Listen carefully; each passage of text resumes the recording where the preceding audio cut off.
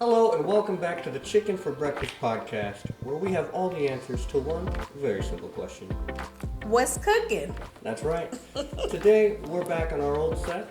It's feeling pretty classic, pretty original in here, and we're talking about community and what better person to have than yourself. Welcome on. Yes. Hey, good morning or greetings. Hey, beautiful people. I am Stephanie House Jones, and I have the honor of being a councilwoman in Cleveland's Ward 7. Absolutely. We appreciate you coming in and making the time to come on today. Well, thank you for having me. So, before we really get into the conversation about all the things we want to talk about, why don't you tell us about yourself and how you got into what you do? Yeah. I always say, I was raised in a very civic-minded home.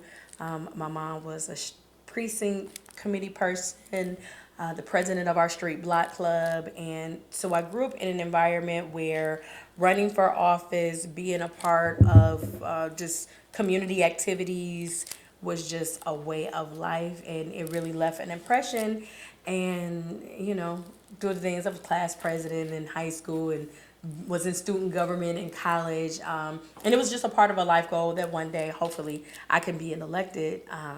And it became a reality. I always tell people, write your dreams down because they do come true.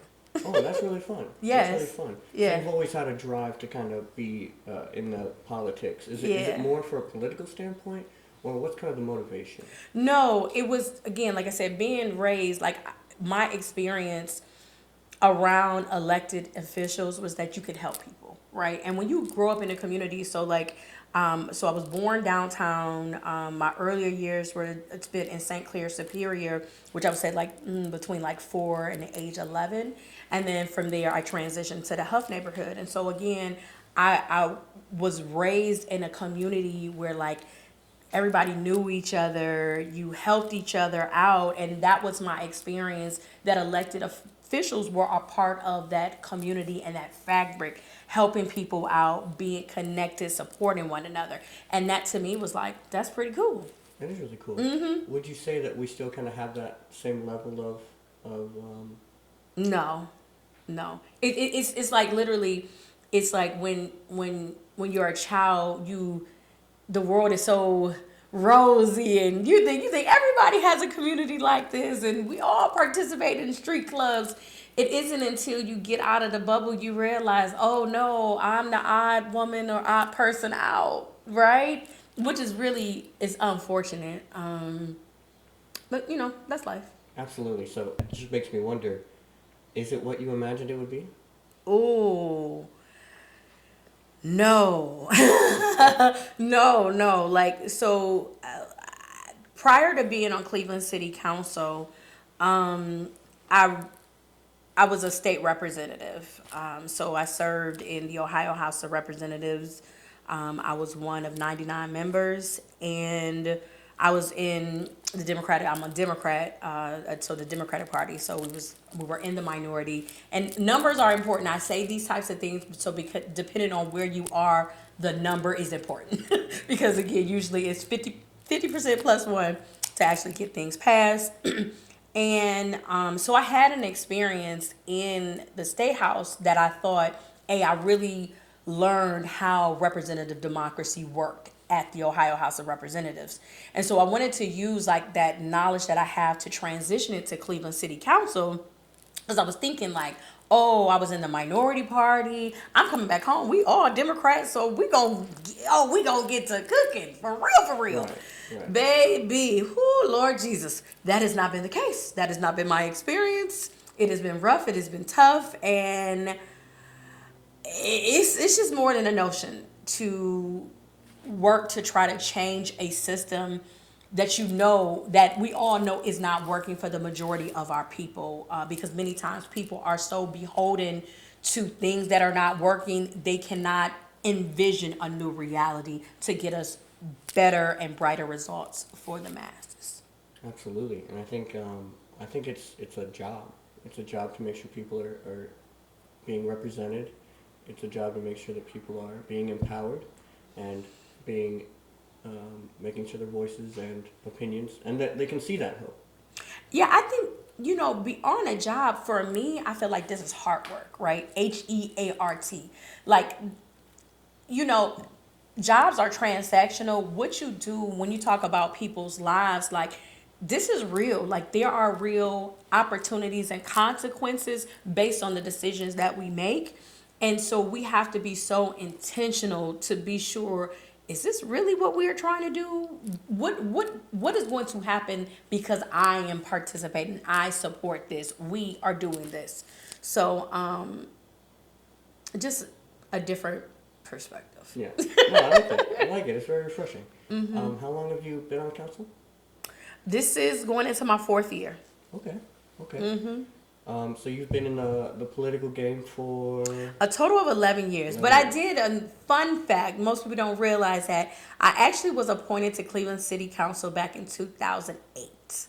2008, that's a whole other life. That's a whole other story for another day. Served for 3 months anyway. But totally 11 years. Oh, very nice. Very nice. So in your 11 years, what have you kind of learned in terms of what people need?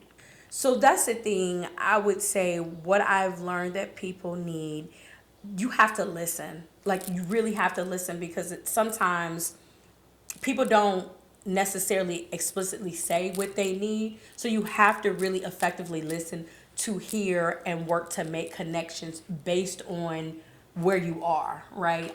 Many times people are coming to me for things that don't have anything to do with my office, right? Or what may be in my power or preview to be able to impact directly. And so our office's job is really to see how we can make the connection, help people understand where we are, and really work to see if there's a way that we can get them an answer. Now, it might not be the answer they want, but I feel like I feel obligated to make sure you can actually get an answer based on what you are calling me for. Yeah, that's actually really interesting, because that kind of translates over to what we do as filmmakers and stuff, right? My position on set is typically first assistant director, which means everyone's trying to come to me. They're all trying to ask me questions. They're all trying to get answers to questions. And saying I don't know is never, ever a good answer. So that's very interesting. It's very interesting that it works in several aspects of life. So I want to shift the conversation a little bit over to community, right? It's one of our common themes on the podcast. I think it's important to give people voices and to use, social media and just all that jazz for good things. What is your sense of community? Like, what's important in community?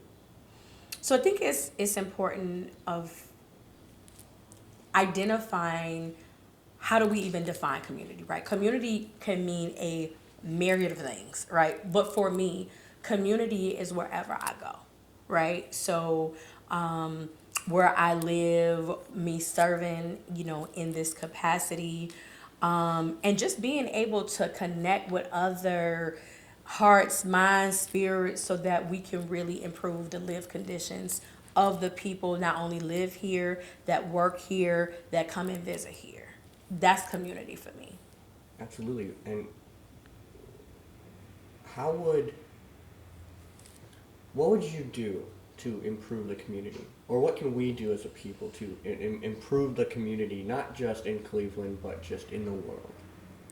So when we think about improving the community, there has to be a recognition of the connectivity of you and others, right? Like, community does not exist in isolation. It is not one person. And really being, when there is an acknowledgement of that, thinking through, what do you care about and what can I use my talents so we can move the needle forward, right? I think that is such a important element of community, because a lot of times I come into contact and relationship with people where we're looking externally for people to change or transform our community, not realizing we have everything that we need. We just need to be activated. Absolutely. I think there's also a level of, everyone's kind of in the same boat. Doesn't matter the situation, but we're all in the same boat. And I think a lot of times it comes down to communicating, right? I feel as a people don't talk to each other. And so they assume that this person is either better off or different or doesn't have this going on. It's very, very tunnel vision, and it's understandable. But I think there's a level that everyone should just be talking more and working through those issues and activating each other and themselves and understanding you made it this far so far.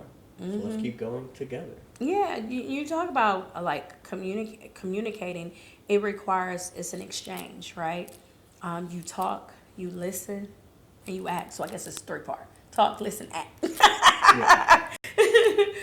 But that's the thing of communication, and many times we don't afford ourselves the opportunity to be in places where we can talk to other people, listen to other people, and have other people hear us so that we can come up with a shared action for something. It is not going to be in all things. A lot of times, to begin, we have to start with something so that we can get a win, right? A lot of times, many times I find that many of our neighbors, our community members are just defeated in life, right? And how do you get over defeat? You got to get a win. And that's where that communication comes along, where I listen to you, you listen to me, we figure out where we have that shared commonality, and we do something, and we get the win, and then it builds you up a little bit, and you want to do some more, and it's contagious. That's to me, like, that's that communication. I agree. Yeah, no, that was great. That was a great answer. And that also, it comes back to the political side of things, right? Where it's like, let me just say this, right? So, if I don't agree, there's a word. If I don't agree, if we're talking and we don't agree, something still has to occur. Yeah. Right? So what are some ways we can figure out how to go the best way? Well, this is a thing. This is what I tell people, like, especially as an elected official. I'm very clear. There are going to be things that I do that you are not going to like, right? My obligation to you is to explain the reason, the why. Why did I do what I did, right? Because many times when people are approaching me, they are approaching me from their singular position, from what's in it for them. When you are an elected representative for a representative body of people, so like literally I represent over 22,000 individuals, I also represent thousands of businesses and organizations. So there are a multitude of different people, personnel that I'm always taking into the calculation of when I'm making decisions. And so I think that's the thing. In some instances, we're just not going to agree, and the decision is going to be made. And the idea is, will this decision cause harm? Right? Like, that is really, at the end of the day, I don't want to cause harm. I'm really actually looking to make a decision where I truly believe it is going to be beneficial, restorative for the whole. Right? Some people might feel like, oh, this is going to be a harm to me. And I'm like, no, but it's going to be a benefit for the whole. You see what I'm saying? And so that's the difference. Like, in that moment, some people be like, well, I'm going to be harmed. So, and it's just... No, that's definitely a challenge. Yeah. Definitely a challenge. It's Yeah. being like, I understand that you Yes. you don't see the big picture. Yes. And that's okay. Right. But that's why there are elected Right. officials. That's why we have systems in place to be like, this is going to be uncomfortable for a moment for you, but in XYZ amount of time, you're gonna see an improvement for the whole, and it might change your life for the better. And you hope it does. And you hope it does, right? But we are human, and sometimes that decision, it might not be the case. And I'm gonna say, hence, right now, there are many things that we are dealing with right now, based on decisions that were literally made 30 to 50 years ago. That's how these things work. And you just have to do the best with the hand that you are dealt. That's deep. Yeah, we talk about that a lot as well. Where it's like sometimes you gotta take the things that are not in your control, and you just gotta keep rolling with the punches. It's not gonna be easy all the time. If it was easy, It would have already been done. Would have already been done. Absolutely. Oh wow, that's good. Yeah.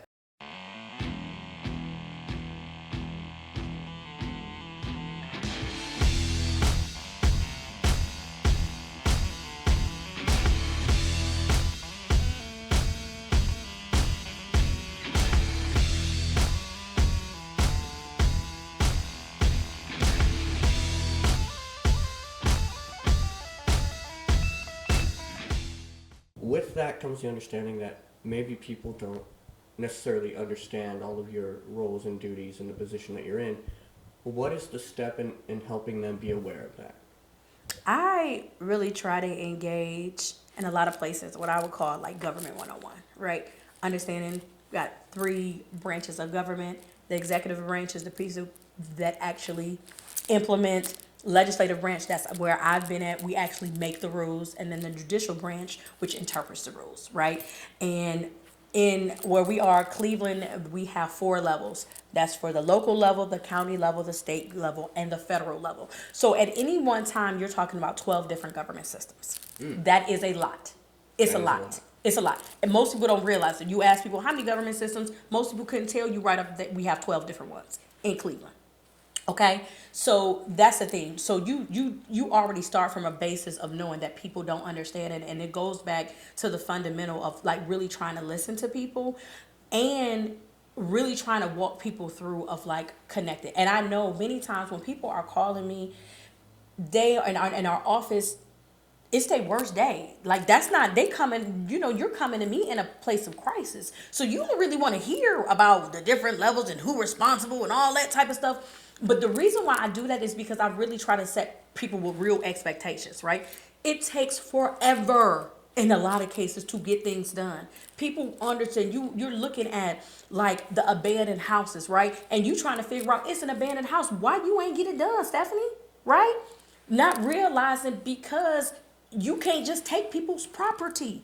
That is a whole legal system. And then when you get the system, there's got to be some money to tear it down. And if it wasn't in the budget because you got a whole other 1,000 properties, right? So while I might be knocking down 20 houses a year, it don't look like nothing be getting done because it's still another 980 vacant houses and properties that are up. You see what I'm saying? So like this is the thing about like systems of like, even trying to get a contract, people talk about why does it take a year? Because we got 7 or 8 different people that got to sign off on it. And again, if somebody go on vacation, that's another 2 weeks. Oh, but the second person got to sign the paperwork. Like it's all these different things that are baked into our system. And we have to get into a place where I know we have to take a look and really transition the way that we are serving people. But this is what we have in here now. So we got to do the best what we have while we work to try to change some things to get in a better position where people feel that government can be helpful. Absolutely. What does that look like to you? What does that look like to me? I am a person like in the here and now where I just am on this place. I want to just tell the truth. Like for a long time, I've been struggling with trying to save face, right? So you really try to not go into all the details of how bad it is because you want people to have a little bit of hope. But now I'm at the place where I don't think it's helpful because people they only have continued frustration. And I want to be able to validate your frustration with the hopes that you would also bring solutions to the table. Because this what we are dealing with is overwhelming. And we literally need hundreds, thousands of brains really focusing on how do we transform our system that will result in better results for all of us. That's not what's happening right now. We literally have a select group of people that are making the decision and the choices that all of us have to live with. And I know we can do it in a better way. Absolutely. And I think when you tell people it's not as bad as you think, depending on how bad it is. When you're not 100% transparent, like, yo, this is bad. Yes. You're giving them the sense of hope, and then when it doesn't happen, it's just more detrimental. It's just disappointment. It's just not good. Whereas you go, hey, I'm gonna be real with you. It doesn't matter what the situation is. At least you were real, right? That's something I actually just had a conversation with someone about on a producer side, where he's like, you have to understand, if you do not tell people the actual, if you're trying to, be kind, and you can be kind, but if you're trying to soften the blow, sometimes it's not going to go the way you think it goes. So it's better to just say, this is not good. This is not good. But we have more opportunities to make this better.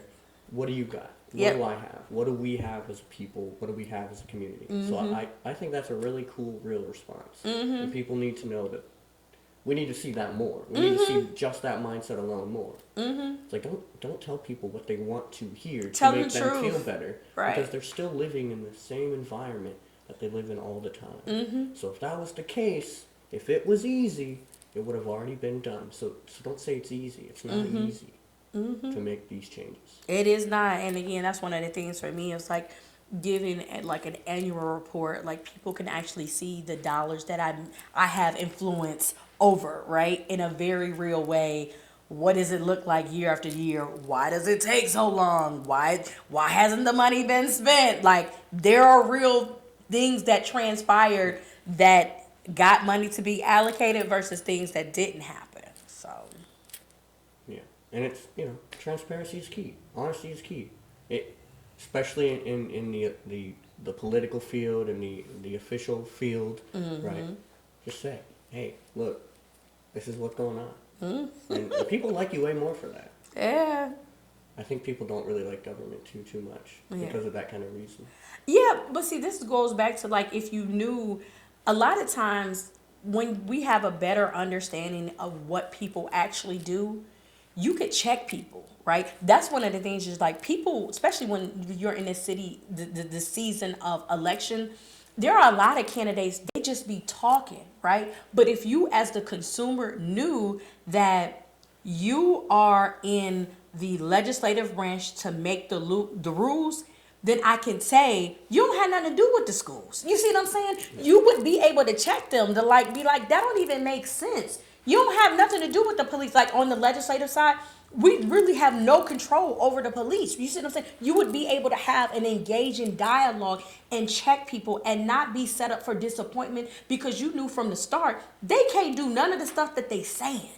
That's one of the things like in community, we got to be able to know like, can people really deliver on what they putting out there, right? So that's why, again, from where I stand, there are very few like real like distinctive promises that I have made as a candidate because as a legislator, I don't know who else I'm gonna be elected with, right? And again, I'm not necessarily sure if the additional 9 people gonna be with me on this issue, right? So you have to be really clear of how you are communicating with people, right?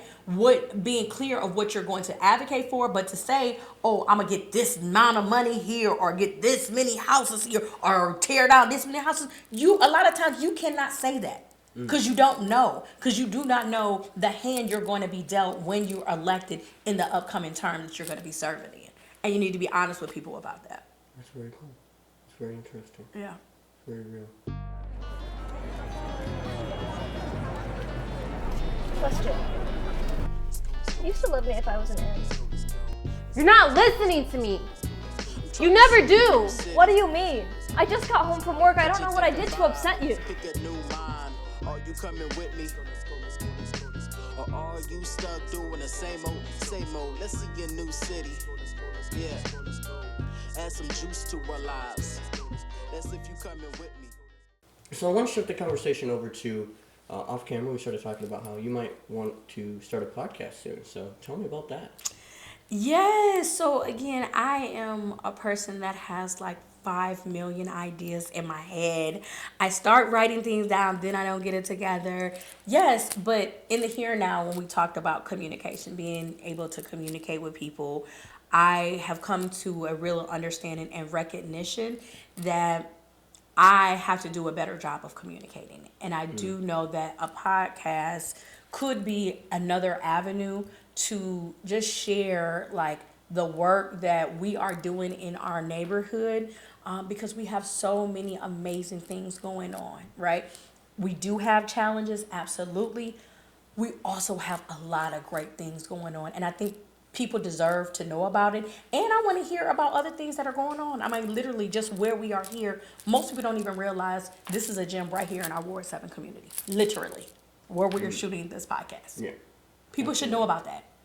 for sure. They should know about it, but this is literally the norm. But most people don't know it's the norm because it's not been communicated. And I want to be able to share those levels of stories and connections and the work that it takes so that we can have more of that in our neighborhood. Yes, and that's kind of where I'm going with it. Is it's very important that people get that knowledge. Yes.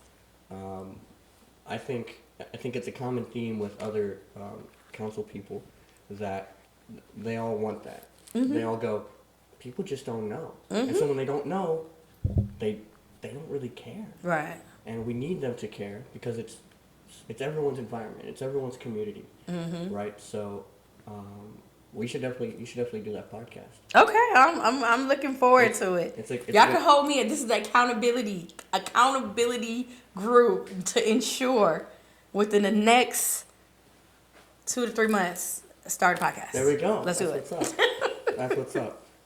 So we would love to partner with you on that and help you get started. But yeah, whenever it's out there, we'll help spread the word. Yeah. So that everyone in our ward, which by the way, I'm glad you pointed out that we're in your ward. It's very interesting. Yes, and again, a little bit of nuggets. So currently we're in Ward 7, but it's going to be transitioning to Ward 8 next year. Wow. Yes, it's a whole thing, redistricting, all that type of stuff. But Ward 7, I would say goodbye Ward 7, hello Ward 8.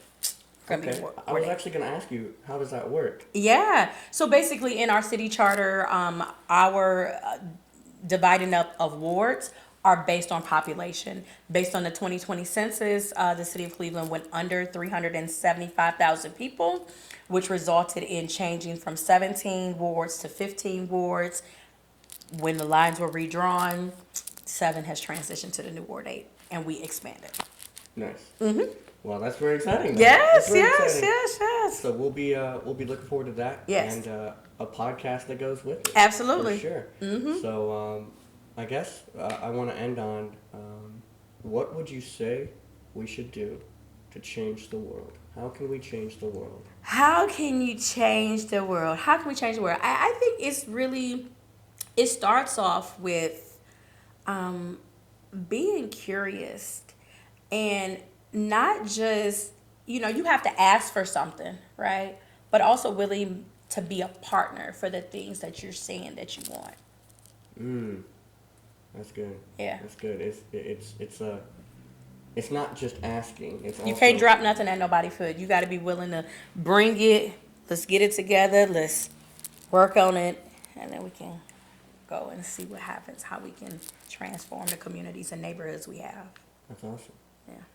That's awesome. That's real. Thank you so much for being on today. I really appreciate it. No, thank you for having me. It's so fun.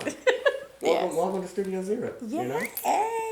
Once again, thank you so much for being on, stopping by. Where can people find you, follow you, keep up to date on you and local Cleveland information? We're just general, I'm Stephanie House, HOWSE, in most formats that I I'm engaged in. Yeah, absolutely. So go be informed. Go vote. That's important. Yes. And voting is very important. We should have talked about that. But I know, but next time. Next Podcast. time. There we go. Absolutely. But that is going to wrap it up for this episode of the Chicken for Breakfast podcast. And remember, chicken is a soul food. Breakfast is the most important meal of the day. So why not start your day out right with chicken for breakfast?